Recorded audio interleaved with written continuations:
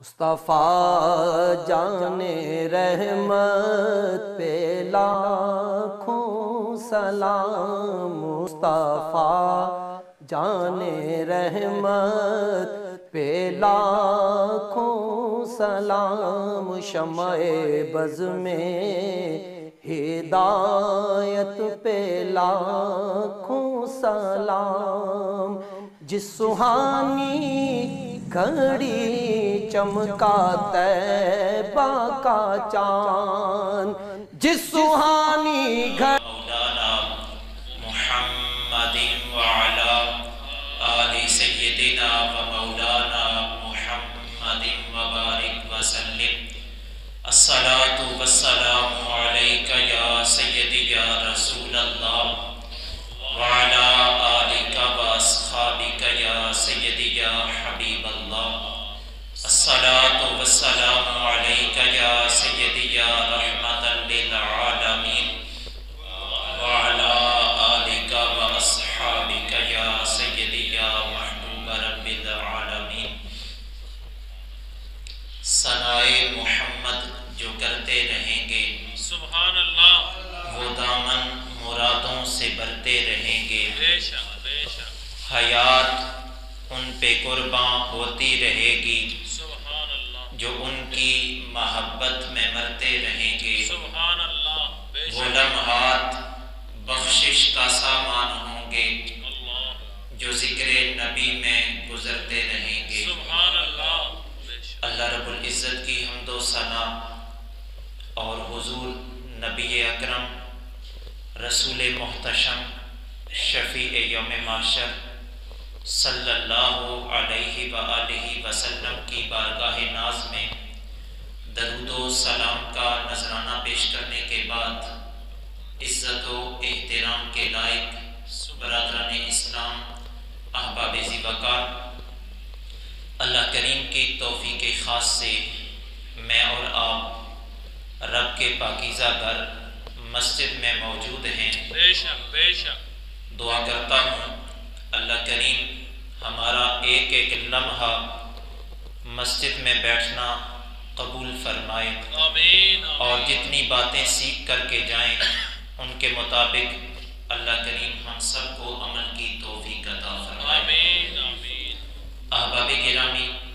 قرآن مجید کتاب حکمت صحیفہ نور سے پارہ نمبر 21 کی ایک آیہ مقدسہ کا مختصر سا حصہ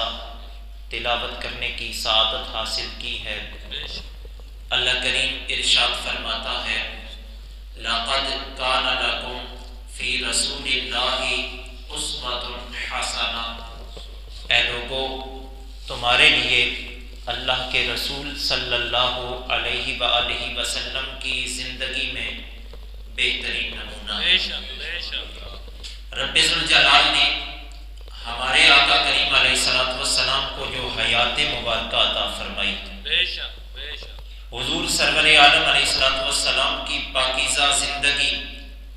زندگی کے ہر شعبے سے تعلق رکھنے والے فرد کے لیے کامل نمونہ ہے۔ بے شک اگر کوئی استاد ہے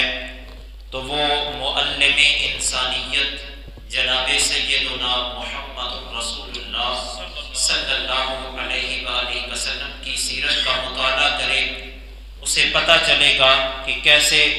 معلم جیسا شعبہ بابرکت بھی ہے اور اس کو کیسے آگے لے کر کے چلنا ہے۔ سبحان اللہ، بے شک اگر کوئی تاجر ہے تو نبی پاک صلی اللہ علیہ وسلم کی جو تجارت والی زندگی ہے اس زندگی کا مطالعہ کرے، حضور کی وہ پاکیزہ زندگی تاجر کو رہنما اصول فراہم کر رہی ہے۔ سبحان اللہ، اگر کوئی شخص گھر چلانے کا اور گھر کے افراد کا ذمہ دار ہے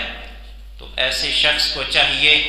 کہ وہ نبی آخر الزمان جناب سیدنا محمد الرسول اللہ صلی اللہ علیہ وآلہ وسلم کی گھریلو زندگی کا مطالعہ کرے، بے شک اسے پتہ چلے گا کہ کیسے گھر والوں کے ساتھ حسن سلوک کیا جاتا ہے اور کیسے دین اسلام کی روشنی میں گھر کو لے کر کے آگے چلا جا سکتا بے ہے۔ شک بے شک، دنیا میں جتنے بھی شعبہ ہائے زندگی ہیں تمام شعبوں میں بسنے اگر کامیابی چاہتے ہیں تو کامیابی کے لیے ایک ہی در ہے ہمارے سامنے، وہ در ہے در مصطفیٰ کریم صلی اللہ علیہ وآلہ وسلم۔ احباب گرامی، میں نے گزشتہ جمعۃ المبارک پہ بھی اور اس سے پیوستہ جمعۃ المبارک پہ بھی اللہ کے نبی علیہ السلام کی پاکیزہ سیرت کے چند گوشے آپ کے سامنے رکھے تھے۔ آج اس عنوان پہ گفتگو کروں گا کہ اللہ کے نبی علیہ السلام کے صحابہ کرام علیہم الرضوان وہ کس قدر ہمارے حضور علیہ السلام سے محبت کرتے تھے اور حضور کی سیرت،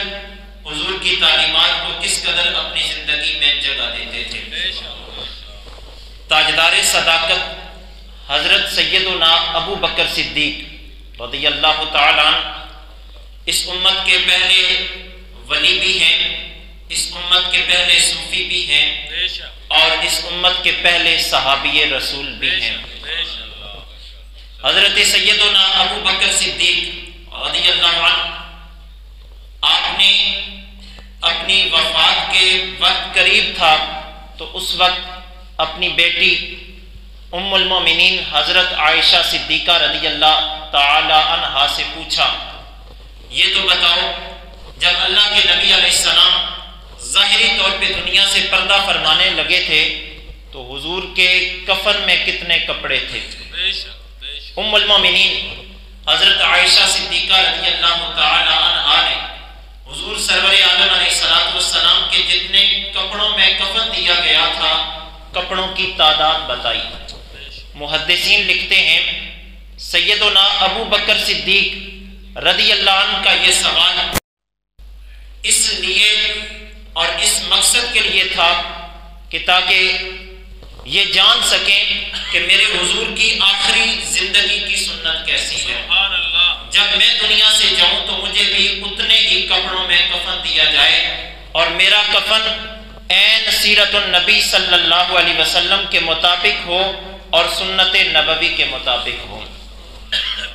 حضور سرور عالم علیہ السلام کے صحابی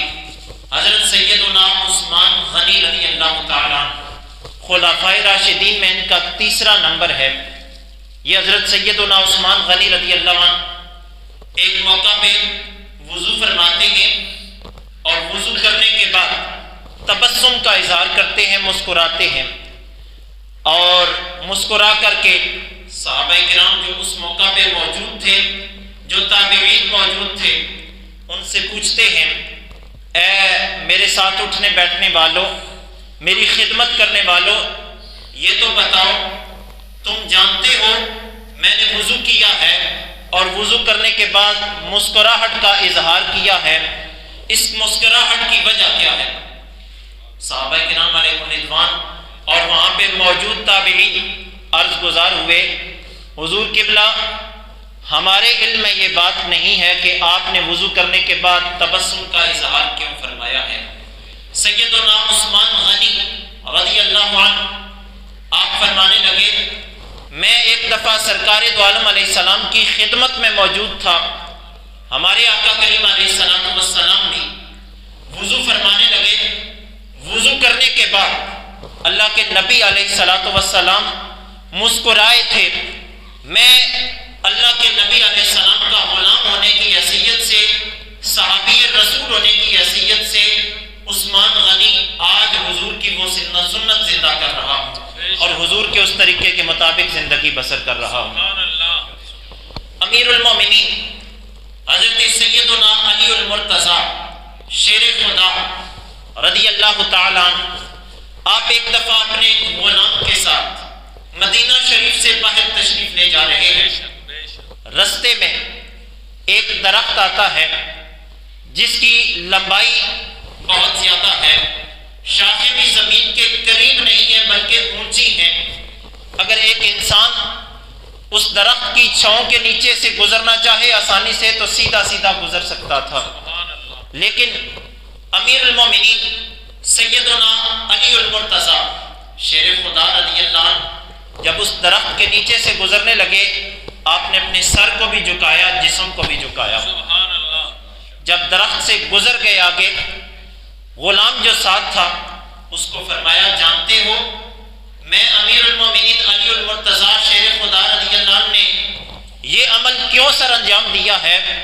حالانکہ درخت کی شاخیں بھی اونچی ہیں، درخت بھی اونچا ہے، اس کے باوجود میں نے اپنے جسم کو جھکایا ہے، سر کو جھکایا ہے، جانتے ہو اس کی وجہ کیا ہے؟ غلام عرض کرنے لگا حضور خود ہی بتا دیجئے۔ سیدنا امیر المومنین علی المرتضیٰ شیر خدا رضی اللہ عنہ فرمانے لگے اے میرے ساتھ اٹھنے بیٹھنے والے میرے غلام، غور سے سنو، میں ایک دفعہ خدمت گزار کی حیثیت سے، غلام کی حیثیت سے اپنے کریم آقا علیہ السلام کے ساتھ اسی درخت کے نیچے سے گزر رہا تھا، میرے حضور نے اپنے سر کو بھی جھکایا تھا، اپنے جسم کو بھی جھکایا تھا۔ آج میں علی المرتضیٰ غلام رسول ہونے کی حیثیت سے حضور کی اس سنت کو زندہ کر رہا ہوں۔ یہ ہے صحابہ کا عشق رسول، یہ ہے صحابہ کا سیرت النبی صلی اللہ علیہ وسلم پہ عمل، جو ہمیں دعوت فکر دیتا ہے کہ اللہ جتنا بھی اعلیٰ پروٹوکول تمہیں عطا کرے، جتنا اعلیٰ سٹیٹس دے دے، جتنی اعلیٰ عظمت اللہ تمہیں دے دے دنیا میں، ہر عظمت ہر کمال بعد میں ہے، پہلے کمال حاصل کرنے کے لیے، عظمت پانے کے لیے سیرت النبی صلی اللہ علیہ وسلم کا مطالعہ کرنا ضروری ہے اور اس کے مطابق زندگی بسر کرنا ضروری ہے۔ حضور سرور عالم علیہ السلام کی خدمت میں ایک شخص حاضر ہوئے اور انہوں نے اپنے ہاتھ میں سونے کی انگوٹھی پہن رکھی تھی۔ صحابی رسول ہیں، اللہ کے نبی علیہ السلام نے صحابی رسول کی انگلی میں سونے کی انگوٹھی دیکھی، آپ نے ارشاد فرمایا یہ اتار دیجئے کیونکہ میری امت کے مردوں پہ سونا اللہ کریم نے حرام کر دیا ہے۔ صحابی رسول نے حضور کے حکم کی تعمیل کرتے ہوئے فوراً وہ انگوٹھی سونے والی اپنی انگلی سے اتاری اور پھینک دی۔ اور ایک حدیث کے لفظ ہیں صحابی رسول نے خود نہ پھینکی، حضور نے ان کی انگلی سے خود اتاری اور اپنے مبارک ہاتھوں سے وہ سونے کی انگوٹھی پھینک دی۔ وہ صحابی رسول جب حضور کی اس مجلس نور سے باہر ہو لیے، کسی اور صحابی نے ان کو مشورہ دیا، حضور علیہ السلام نے اگر انگوٹھی تمہاری انگلی سے اتروائی تھی تو تم ایسا کرتے، اس انگوٹھی کو اٹھا لو، اپنے آل خانہ کے حوالے کر دو، اس انگوٹھی کو کسی اور کام میں صرف کر لیں گے، تمہاری ضروریات زندگی پوری ہو جائیں گی۔ وہ صحابی رسول عرض کرنے لگے، بڑی محبت بھرا جواب انہوں نے دیا، عشق رسول سے لبریز جواب ہے۔ کہنے لگے اے مجھ سے یہ کہنے والے کہ جس انگوٹھی کو میرے رسول نے پھینک دیا ہے میں اس کو اٹھا کے اپنی زندگی کی دیگر ضروریات پوری کرنے کے لیے صرف کروں۔ سنو، جس چیز کو بھی اللہ کے نبی علیہ السلام اس مقصد کے لیے پھینک دیں کہ اللہ نے منع فرمایا ہے، تو میں حضور کا غلام ہونے کی حیثیت سے میری غیرت ایمانی گوارا نہیں کرتی کہ جس چیز کو حضور پھینک دیں میں دوبارہ اٹھا کے اس کو اپنے استعمال کروں۔ یہ صحابی رسول کا طرز عمل، انداز زندگی اور ان کا یہ طریقہ ہمیں دعوت فکر دیتا ہے کہ آج ہمیں شادی بیاہ کی رسومات ہوں یا دیگر تقریبات ہوں، امت کے مردوں پہ جب سونا اور ریشم پہننا اللہ نے اور اللہ کے نبی نے حرام قرار دے دیا ہے، ہمیں چاہیے خود بھی اس چیز سے بچیں اور اپنے آنے والی نسلوں کو بھی سونے اور ریشم کو پہننے سے بچائیں تاکہ اللہ کی بھی خوشنودی حاصل ہو، رب کے رسول کی بھی رضا ہمیں حاصل ہو۔ آقا حضور سرور عالم علیہ السلام کی امت کے مردوں کے لیے زیورات میں سے چاندی 31.5 ماشے جو مہر کے طور پہ دی جاتی ہے، اتنی رقم تو دے سکتے ہیں، لیکن اگر چاندی کوئی پہننا چاہتا ہے مرد تو شریعت اسلامیہ ہمیں دعوت دیتی ہے 4 ماشے تک چاندی کی انگوٹھی وغیرہ پہن سکتا ہے مرد۔ اس کے علاوہ سونا پہننا، ریشم اپنے جسم پہ زیب تن کرنا، یہ شریعت اسلامیہ نے حرام قرار دے دیا ہے۔ ہم نے خود بھی بچنا ہے، اپنی نسلوں کو بھی بچانا ہے۔ ہمارے یہاں کیفیت یہ ہے، شادی بیاہ کے مواقع پہ اکثر دیکھا جاتا ہے دولہا اپنی انگلی میں انگوٹھی پہن رہا ہے اور وہ سونے کی انگوٹھی ہے، اور وہ سونا امت کے مردوں پہ حضور نے حرام قرار دے دیا ہے۔ اگر بتایا جائے کہ یہ مسئلہ اس طرح ہے، اس کو نہ پہنیں، تو آگے سے اتنا جواب ملتا ہے کہ چند لمحوں کی تو بات ہے حضرت، اتنے نماز میں پہننے دے، اس کے بعد ساری زندگی کبھی نہیں پہنیں گے۔ میرا عرض کرنے کا مقصد یہ ہے، یہ ایک لمحے کے لیے پہنے، تب بھی ہم نے گناہ کبیرہ کا ارتکاب کیا ہے، حرام فعل کا ارتکاب کیا ہے۔ اگر ہم ساری زندگی پہنتے ہیں، لمحہ لمحہ ہم پہ حرام کام کرنے کی وجہ سے رب کی طرف سے نحوستیں برستی ہیں۔ اس لیے ایک لمحے کے لیے بھی اور ایک ایونٹ کے لیے بھی، ایک تقریب کے لیے بھی سونا نہیں پہننا چاہیے، چاہے انگوٹھی کی صورت میں ہو، چاہے کسی اور صورت میں ہو۔ جب اللہ نے اور اللہ کے نبی نے منع فرما دیا ہے تو مسلمان کو غیرت ایمانی کا ثبوت دینا چاہیے، حرام کردہ چیزوں سے دور رہنا چاہیے۔ آقا حضور علیہ الصلوۃ والسلام صحابہ کرام علیہم الرضوان کے مجمع میں موجود ہیں، اتنے میں اللہ کا قرآن سیدنا جبریل امی علیہ السلام کے ذریعے نازل ہونا شروع ہو جاتا ہے۔ قرآن مجید کی وہ آیات نبی پاک علیہ السلام کے سینہ اطہر پہ نازل ہوتی ہیں جن آیات مبارکہ میں اللہ نے شراب کو حرام قرار دیا ہے۔ پارہ نمبر 7 میں تفصیل سے وہ ساری باتیں ہمارے سامنے آتی ہیں۔ جب قرآن کا وہ حصہ اللہ نے حضرت جبریل امی علیہ السلام کے ذریعے قلب مصطفیٰ کریم علیہ السلام پہ نازل کیا، جس میں شراب کی حرمت کا حکم تھا، جو صحابہ موجود تھے ان کو تو اطلاع مل گئی، جو گھروں میں تھے، جو ہی صحابہ کرام کے کانوں میں اللہ کا یہ حکم پڑا، حدیث کے لفظ ہیں، جس صحابی کے گھر میں مٹکا اگر کوئی شراب کا بھرا ہوا تھا، اس نے فوراً رب کے حکم کی تعمیل کرتے ہوئے وہ مٹکا توڑ دیا۔ کسی کے گھر میں اگر شراب کا کوئی مرتبان تھا، رب کے حکم کی تعمیل کرتے ہوئے اس نے فوراً اس مرتبان کو پھینک دیا۔ دیکھنے والے محدثین لکھتے ہیں کہ اس موقع پر جتنے صحابہ تھے، اگر شراب کی حرمت سے پہلے وہ شراب کا استعمال کر رہے تھے، اس قدر انہوں نے اللہ کے حکم کی تعمیل کی، شراب کو گلیوں میں بہا دیا۔ جس طرح بارش کا پانی برسے تو گلیوں کے اندر پانی مسلسل لگاتار تواتر کے ساتھ بہ رہا ہوتا ہے، صحابہ کرام فرماتے ہیں ایسے اس دن شراب جو مٹکوں سے بہائی گئی تھی وہ گلیوں میں بہ رہی تھی۔ یہ اللہ کے نبی علیہ الصلوۃ والسلام کے صحابہ کرام علیہم الرضوان کی زندگی کا عظیم سبق ہے کہ انہوں نے جو ہی اللہ کا حکم سنا، اللہ کے رسول کا حکم سنا، فوراً جو پہلے چیز حلال تھی، حرام ہونے کے ساتھ ہی اس کو اپنے گھر سے بھی خالی کر دیا اور اپنے جسم سے بھی جدا کر دیا ہے۔ حضور سرور عالم علیہ السلام کے صحابہ کرام علیہ الرضوان کی زندگی کا یہ سبق ہمیں بھی یاد رکھنا چاہیے۔ خوشی کا موقع ہو تب بھی، دوست احباب کی محافل ہو تب بھی، شراب جیسی بری چیز سے، حرام کردہ چیز سے ہم نے اپنے آپ کو بھی محفوظ رکھنا ہے، اپنے آنے والی نسلوں کو بھی اس سے بچانا ہے، ورنہ حرام کا ارتکاب کریں گے تو اللہ بھی لعنتیں دنیا میں بھی برسائے گا، آخرت میں بھی عذاب رب ذوالجلال کا ہم پہ نازل ہوگا۔ ہمیں اس چیز سے اجتناب کی کوشش کرنی ہے۔ آخری بات کر کے گفتگو کو سمیٹتا ہوں۔ نبی کریم علیہ السلام کے ایک صحابی ہیں، نام ہے مسعود ثقفی۔ جس زمانے کی یہ بات ہے اس وقت وہ اسلام نہیں لائے تھے، مشرف با اسلام نہیں ہوئے تھے۔ یہ حضرت سیدنا مسعود ثقفی رضی اللہ تعالیٰ جب حدیبیہ کا موقع پیش آیا، اس موقع پہ کفار کی جانب سے مسعود ثقفی کو سفیر امن بنا کر کے حضور کی بارگاہ میں بھیجا گیا۔ جس مقام پہ حضور نے اور حضور کے صحابہ نے پڑاؤ کیا ہوا تھا، ٹھہرے ہوئے تھے، وہاں پہ وہ مسعود ثقفی 2 دن اور 2 راتیں گزارتا ہے۔ شب و روز اللہ کے نبی علیہ السلام کے معمول بھی دیکھتا ہے، صحابہ کرام کے اعمال کو بھی دیکھتا ہے۔ وہ مسعود ثقفی اپنی مصروفیت ختم کرنے کے بعد جب واپس مکہ پلٹتا ہے تو اپنے ساتھ اٹھنے بیٹھنے والے سرداران قریش کو فرماتا ہے، اے لوگوں، تم کبھی بھی ان عظیم اور بابرکت لوگوں سے غزوہ جنگ نہیں جیت سکتے جن کی کیفیت یہ ہے کہ اگر ان کے آقا کلی فرماتے ہیں تو حضور کے غلام اس کلی کا پانی زمین پہ نہیں گرنے دیتے بلکہ اپنے جسم پہ مل رہے ہیں.